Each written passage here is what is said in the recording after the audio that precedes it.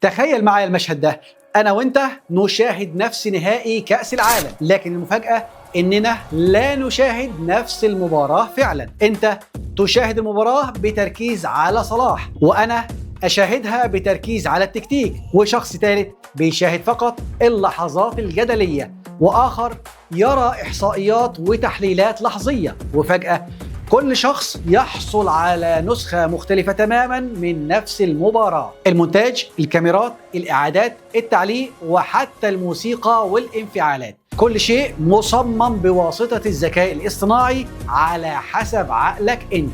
وفجأة السؤال المرعب يبدأ يظهر: هل سنشاهد كرة القدم مستقبلا ولا نسخة خوارزمية مصممة مخصوص لعقولنا؟ متابعينا الأوفياء، تحياتي، اهلا بكم في قناه سوبر اي اي ترندز وحلقه جديده من سلسله اي اي سبورتس. انا دكتور مجدي سعيد، دكتوراه الذكاء الاصطناعي والجامعات الذكيه.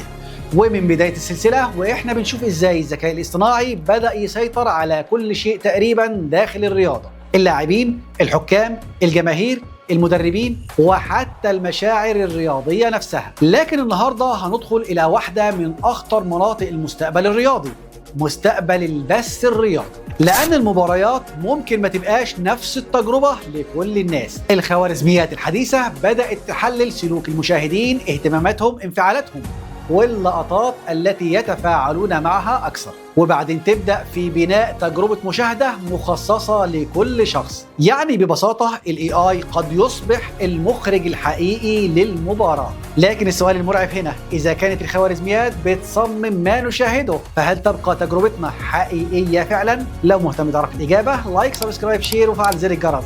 سيب رأيك أو استفسارك في الكومنت وأكيد هنرد عليك.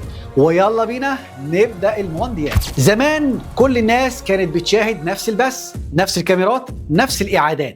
لكن النهاردة المنصات الرقمية بدأت تجمع كمية مرعبة من البيانات. إيه اللقطة اللي وقفت عندها؟ إيه اللاعب اللي بتحبه؟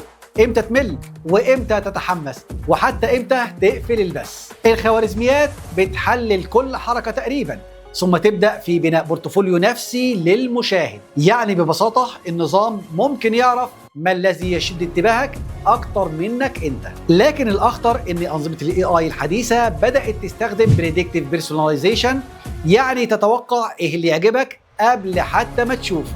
وفجأة المباراة قد تتحول إلى تجربة مصممة لعقلك أنت فقط. لكن إذا أصبح كل شخص يشاهد نسخة مختلفة، فهل يبقى هناك واقع رياضي واحد أصلا؟ في البث التقليدي المخرج البشري هو الذي يختار زوايا الكاميرا، الإعادات، واللقطات المهمة. لكن في المستقبل ال AI قد يقوم بهذا كله لوحده. أنظمة ذكية بتحلل رد فعل الجماهير وتفاعل السوشيال ميديا وسلوك المشاهدين لحظيا، ثم تقرر أي لقطة تظهر وأي زاوية تستخدم وأي لاعب يحصل على وقت أكبر على الشاشة. لكن الصدمة إن النظام قد يعدل إيقاع المباراة نفسها. لو شعر إن المشاهد بدأ يمل، يزود سرعة اللقطات، الموسيقى، الإثارة، والإعادات الدرامية. يعني ببساطة الذكاء الاصطناعي قد يتحول من أداة بس إلى مهندس للمشاعر الرياضية. لكن هنا يبدأ السؤال المرعب: إذا أصبحت الخوارزميات تتحكم في انتباهنا بالكامل، فهل ما زلنا نختار ما نشاهده؟ واحدة من أجمل لحظات كرة القدم إن ملايين الناس يشاهدون نفس اللحظة، نفس الهدف، نفس الصدمة. لكن البث الشخصي قد يغير ده بالكامل، لأن كل شخص قد يحصل على تجربة مختلفة. يعني ممكن أنا وأنت نتناقش بعد المباراة، لكن فعليا شاهدنا نسختين مختلفتين تماما. وده يخلق تحول مرعب جدا، لأن الرياضة كانت دايما تجربة جماعية، لكن الخوارزميات قد تحولها إلى تجربة فردية بالكامل. لكن الأخطر إن المنصات قد تبدأ في تصميم المباريات لزيادة التشويق والانتباه. يعني ليست أفضل تجربة رياضية، لكن أكثر تجربة تجعلنا نبقى أمام الشاشة. وفجأة المباراة لا تصبح حدثا رياضيا فقط، لكن نظام نفسي مصمم بدقة. من أخطر الأشياء في عصر ال AI إن الخوارزميات بدأت تفهم المشاعر البشرية: الخوف، الحماس، الغضب، والإثارة، وده يسمح لها بتوجيه الانتباه بدقة مرعبة. لكن المشكلة إن البشر قد لا يلاحظون أصلاً إن مشاعرهم بدأت تدار بالخوارزميات، لأن النظام لن يجبرك على المشاهدة، لكنه هيصمم تجربة يصعب عليك تركها، وده أخطر نوع من السيطرة الناعمة.